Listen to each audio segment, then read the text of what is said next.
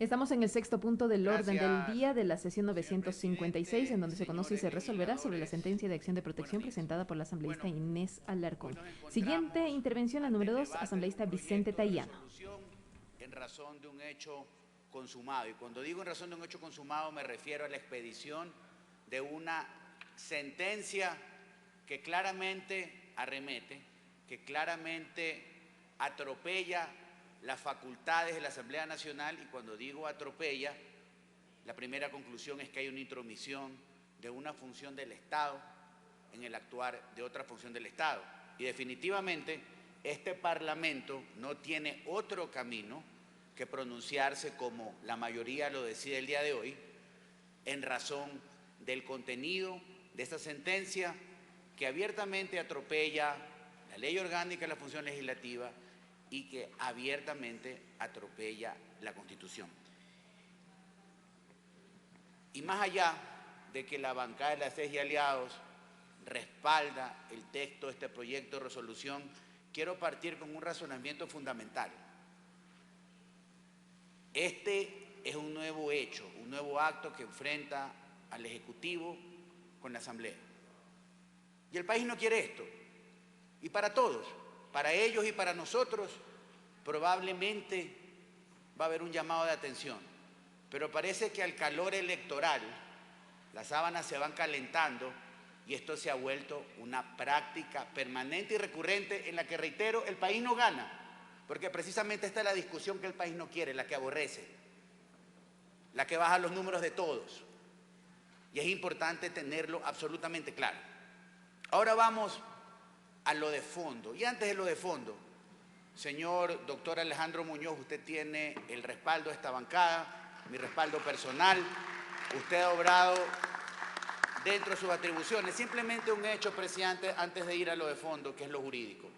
Es que es absurdo pensar que el secretario de la Asamblea ha obrado lejos o fuera de sus funciones cuando primero ha recibido una autorización para aquello y cuando además recibió una delegación otorgada debidamente dentro de sus facultades por el señor presidente de la Asamblea. Por lo tanto, es tirado de los cabellos el hecho de una denuncia penal.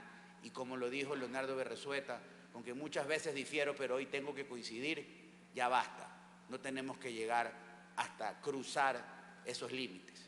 El debate tiene que recuperar la altura. Aquí hay que confrontar con tesis y con ideas, no a lo personal. No es necesario judicializar la política.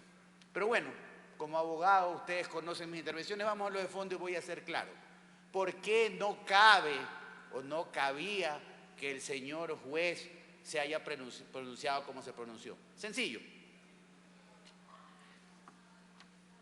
La Corte Constitucional, que no es menor cosa, ¿no?, que es el máximo órgano de interpretación y de administración de justicia constitucional, en la sentencia 122, 22 JC 23, claramente estableció dos conceptos. Uno, que señala que los actos preparatorios de un juicio político, entiéndase el redactar la demanda constitucional, el recabar firmas o no recabar firmas, son actos de forma y preparatorios, no pueden ser sujetos de la protección de una garantía jurisdiccional o de una acción cautelar constitucional. Concepto claramente establecido en esa sentencia, en el razonamiento 51, 52, 53, 54 y 55. No resiste el menor análisis, señores legisladores. Por lo tanto, el juez jamás pudo haber hecho lo que hizo o decidido lo que decidió. Y eso definitivamente lo trata el texto de la resolución que se propone, y en su momento, cuando esto se encuentre en firme, porque es posible aún la interposición de recursos, tanto horizontales como verticales, que no van a llegar o van a llevar a que el fallo esté en firme, se tendrá que actuar como la ley lo permita, señor presidente. Y hablando de un tema de forma que no es menos importante y que muestra lo equivocado y lo atropellado de la intención de coartar las atribuciones del Parlamento, es que aquí también se lo ha dicho, se presenta una acción inicial, luego se la retira, luego viene otra acción y resulta que hoy esa decisión nos tiene discutiendo lo que nos tiene discutiendo el día de hoy. Y sin duda alguna hay que hacer una valoración de aquello, porque eso no fue de buena fe y es necesario decirlo con mucha claridad. Y hablaba, para terminar esta discusión y para que todo aquel que tiene una duda, que este proyecto de resolución no tiene un fondo, lo tiene. Les decía que jamás el juez pudo haber hecho lo que decidió, pero con su venia, señor presidente, voy a dar lectura simplemente al razonamiento número 35 de la misma sentencia a la que me acabé de referir y la que valida el hecho de que jamás el juez se pudo haber pronunciado como lo hizo. ¿Y qué dice?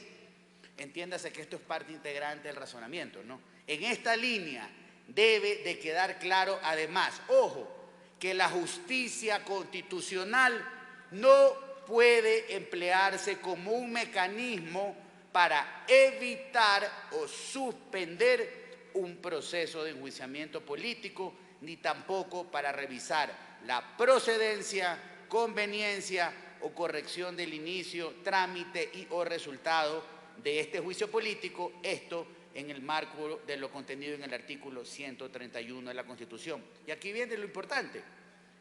La justicia constitucional no puede ser utilizada